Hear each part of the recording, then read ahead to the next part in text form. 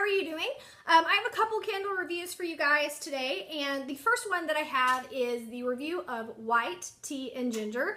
This candle has been out for a while, but you can still pick it up during the semi-annual sale. I believe this one is half off, but I'm going to tell you my thoughts about it after burning it. All right, so if we look at the packaging here, it's very simple, it's very pretty, it's got this gorgeous seafoam kind of colored wax there.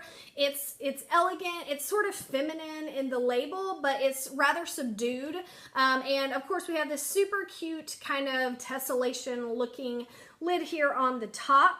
It's nothing just too memorable, but I think it's elegant. I think it's kind of classy. Like I said, it's a nice looking candle. For me, I like bright, kind of, I guess, almost garish looking labels and things like that. But that's just a personal taste thing. Again, I do think it's very pretty, very subdued colors, almost kind of like pastel or watercolor, like sort of faded in the background colors.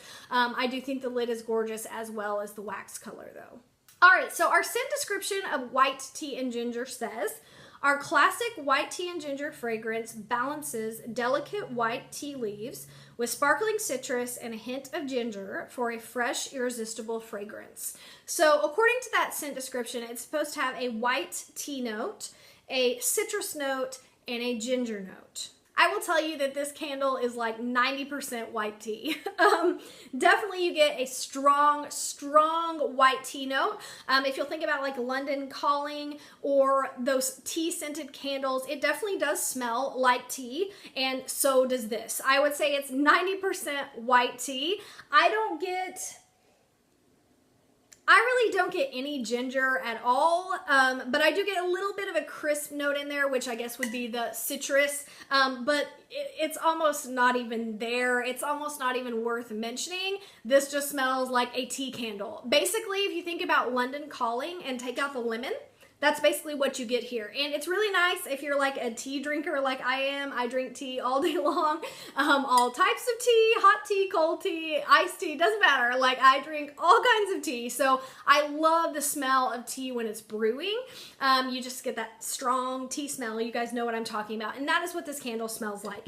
It's very energizing, it's very invigorating, it's very like wake you up in the morning type scent. It's not really a, oh, make me want to go to sleep type scent, but it's very energizing. It's very just, you know, awakening. It's a sort of awakening, sort of energizing scent, which you would expect a tea scent to be, because tea energizes you and wakes you up and all of that stuff. So it's a beautiful scent if you like tea scented candles. If you like London Calling, I have a feeling that you will like this. London Calling is one of my ultimate favorite candles, so I really enjoyed this scent. The performance on this candle was absolutely great. I didn't have any issues at all except for the little puny flame syndrome. And I don't like that. A lot of people do, because then your candle burns slower and lasts longer. I don't like that. Like, I want to see the flames. That's the point of burning a candle. Like, if I didn't want to see the flames, I would just use like my Scentsy, which I use those as well, but I like the light of a candle. So I want to see some big old flames. I know it makes the candle burn faster, but I don't care. I want to see the flames. So I'm only going to give it like an 8 out of 10 on performance, just because of the little tiny flame syndrome. If that doesn't bug you, then don't worry about it. All right, now the throw on this candle is absolutely the best part of it. This candle was so stinking strong. I gotta give this like a 9 out of 10, or maybe even like a 9.5 out of 10. You better make sure that you like this scent before you burn it, because you are going to smell it. I have this burning in my kitchen, which is a really kind of large open area and kind of opens up into my living room, and it filled up like all of the kitchen and started creeping into the living room. It is super strong, holy cow. So again, make sure you like the scent before you burn it, because I could see it giving you like a headache because it's so strong and in your face. Like my mom didn't like this, so if she would have purchased this and burned it, she would have been like having a migraine because of how strong it is. So just kind of a word of caution there. It's gonna be in your face, so make sure you like the scent before you burn it. Now, last but not least, would I repurchase this candle? Absolutely. This was a surprising one. I didn't know how I'd feel about it. I surprisingly loved it. I think this is great for the spring and summer. It's crisp, it's clean, it's energizing. It just goes great with the season.